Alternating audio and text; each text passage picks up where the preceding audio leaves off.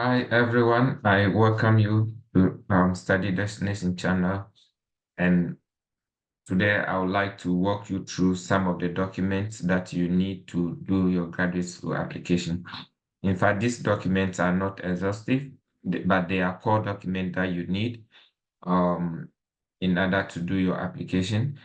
In some specific countries, you need to provide some specific documents, but I believe that these documents are the core ones that you need so that you can do your application. So just keep your eye on the channel or upload different videos explaining or expanding some of these documents and how to search for schools, how to search for funding. So just keep your eyes here and then share with your friends too.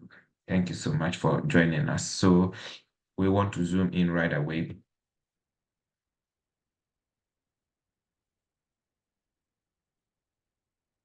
So the first one is your general document. So all your certificate, anything at all, any certificates could be even workshop certificate, just get them, okay? Because there are some applications you don't know when they will need those documents. So just get all other certificates, okay? Transcript of records, tertiary institution, get them, academic certificate, get them, passport, um, most of the time it's not needed, especially in the US when you're starting, but at least you're going for the visa, you need to show them. And so I will advise you to get it right from the start. Some countries is strict requirement. English proficiency letter, recommendation letters, motivation letter, or personal statements or statement of purpose, depending on the country or the school. Okay, this one you need to tailor it towards a particular program, not just write it and then you will be using it for all other programs. And you need work sample as well. It helps. Other documents such as the passport, photograph, both digital and then hard copy. Test scores such as graduate record exams, GMAT, English proficiency examination that you can take, such as IELTS, TOEFL, Duolingo, and then you need to pay application fee. Not all of them are free. Some of them you need to pay, and so prepare all these documents, and then you also need a credit card. It's very important because you can be worrying people to pay application fee for you in this modern world. So some of them you need to get these cards ready so that you'll be using them to pay. So the educational certificates could be high school, diploma, or bachelor's, master's, whatever you have. Make sure that you have all of them. Some schools don't require even the certificates. They only require your transcript, but you don't want them to add and then you now fumbling. What I advise is that even if they don't require the certificate, make sure that you attach it to the transcript because later on they will be looking for it. So even if they don't require the certificate, make sure that you match that certificate with your transcript. So the certificate comes first and then the transcript. Okay, thank you. And then the transcript of records. So mostly for the tertiary institutions, you need them, except you're applying for the bachelor. Make sure that you get your secondary school transcript. Ideally, it should be the original, but some people, because of their circumstance, they can get what is on the portal and then go and stamp it at the department and it will be accepted, especially for the review. But at the end of it, you need to send the one that is signed by the registrar. So mostly get it. A word of caution here is that always try to add the translation page. It is very important because your school's A may be starting from 80, somebody's A may be starting from 90. So it is needed for them to do some form of comparison. So don't assume that your A is A in all the schools. So make sure that you add the translation page at the last page. Okay, for example, some of the schools they have every page, the back of the page is a translation page. So as you have scanned all semesters from semester one to the last semester, add one of the translation page to the your transcript of records. So another one is the academic CV. Make sure that your CV is very detailed on your program study if you mostly from or secondary school, not the tertiary one, the secondary school. It should contain your research records, publication, manuscript, dissertation, work samples, papers, 10 papers, long essays, internship records, and work records. Then workshops and conferences, leadership and volunteering activities, digital and IT skills, language, hobbies, and references. Or depending on the country, you may not need to add the references. Okay. So these are the things that should appear on your CV. CV is very important. So we're going to expand it on a separate video in later times. Motivation letter is also important, but I will say that you don't have to write a letter. Depending on the country, it can be other names. You don't need to write one letter and then you'll be using it for different. No, no, no. Every program should have a particular motivation letter. So depending on the country or the institution, you may need to write this thing, and it should be tailored toward a particular program and should answer some of these questions. Why and or what did you motivated you to study what you study? If you study economics, why did you study economics? What triggered you? Was it your grandfather that inspired you? Was it your teacher, or did you have some dream? So you're able to bring it out. And then the impact, okay, after studying it, what have you gained? What were the areas you specialized, okay, in your studies? You should be able to bring this as introductory paragraphs, okay? Then you go to the impact you made. What are the places you work and the field experience, okay? Should be able to bring some of these things out as well as volunteering activities. Okay, what motivated you? What motivates you to study the program you have chosen to study? Okay, so you've done your master, your bachelor's. Why do you want to do further studies? It means maybe your knowledge is limited to the field, okay, or a particular problem you have encountered. For example, if you're a chemist, uh, maybe there's something you want to solve, environmental challenge you want to solve, but your knowledge is what limited. That's why you need particular program to study so that it will beef up your understanding in solving such problems. Okay, why have you chosen that program? Or why have you chosen that particular school? Okay, so it could be a particular research interest and a potential supervisor that you have identified. So you should be able to say, oh, this professor is doing this professor is doing that. I've seen his work is related to my interest, and that's why I'm choosing this program. Okay, another aspect is why that department, what are you bringing to that department? Okay, so you should be able to explain your theory and your practical training, the experiences you have, and what you can bring into on the table. Okay, these are the things that is expected of you, and also um, why should you be admitted? Okay, why should you be admitted? There's so many people who are looking for this opportunity. Why should you be admitted? Why should you be given that scholarship or funded? These are the things that you need to bring as you finish or you conclude on the motivation letter. Then I have to caution you, some people write things on their motivation letter, especially address, salutation, DSA, thank you, yours faithfully. Those things are not supposed to appear on your motivation letter. Why? Because they are not letters. The name is letter, but they are not letters. They are descriptive essay. It's a descriptive essay. So you need to make sure that you just write your headings, like you're writing an essay, describe something, write a heading and your name. That's all. Then start with your introductory paragraph, the body and everything, conclusion. Don't go and write those things like you are writing a letter. Okay.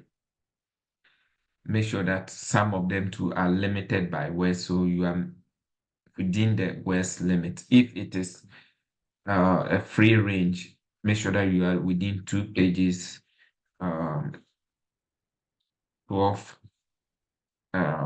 font size. It should be around 2 pages. Okay.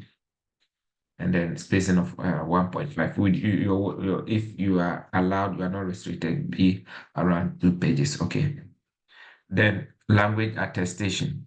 So you need to prove that you can study in that language. Okay. And for example, those of us coming from English speaking countries like Ghana, you have to provide English proficiency letter from your registrar.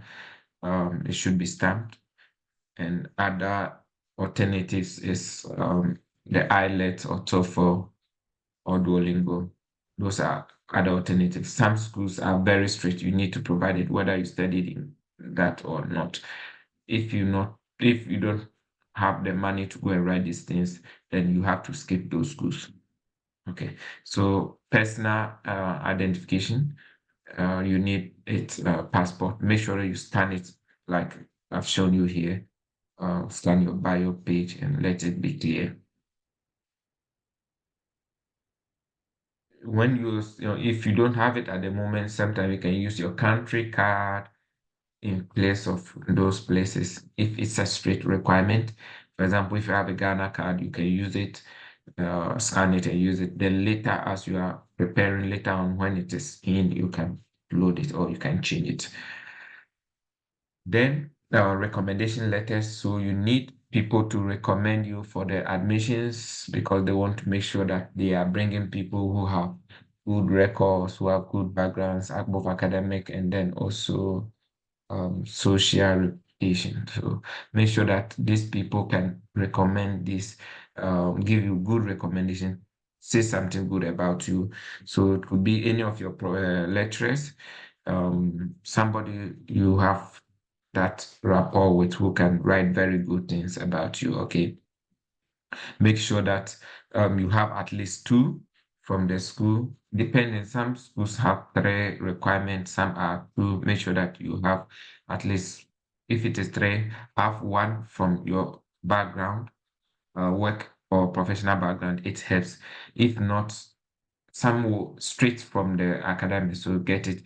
Else, you also need to get some from your workplace, which will help professional background. Get a hard copy, even though some of the schools require that you send um, the recommenders or the referees emails so that they send a link to them for them to upload.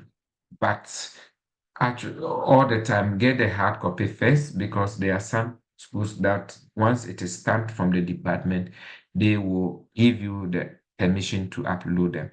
And some countries also require that you upload them by yourself. So whatever is the case, get those documents by you so that in case of any different situation, you can be comfortable and not waste time because early application count a lot. You shouldn't get stuck in the middle of your application because a recommendation is being delayed. You can look for work samples. Could be done in the following ways. Maybe it could be your thesis or dissertation, could be your writing papers, could be your term papers, could be portraits, samples, especially those who are in the artwork, be long essay, those who are writers, language people, could be research, PowerPoint, maybe what the PowerPoint you use for defending your thesis. You can prepare all those things as part of your work samples. You can look for those who are computing, the apps, and then programs or website that you have developed. A bio link would be very helpful so that they know what you have done. Okay, some of the test scores, graduate record exams, which is the GRE, just to test your ability to see if you are a graduate student. So these are just some few informations. You can go ahead and go and read about them. Those in the business may opt for GMAT, the IELTS, TOEFL are alternatives for English proficiency. So you may be able to read them. These are the costs involved, and you can read them. I would advise that if you have to take any course, test score, make sure that you do it as early as possible so that it will help you boost your advantage of, getting some of this scholarship. General recommendations, make sure that you just have all your document name accordingly. Don't just write certificate, name your document certificate, name your document, maybe passport. No, no. What certificate? PhD certificate, diploma certificate, master certificate. Then your name. Do you understand? It helps. It helps a lot.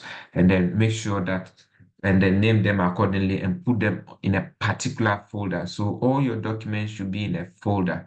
So when you are uploading, it helps a lot because you will upload a wrong document if you don't arrange your document and name them well. It has happened to me several times. Some professors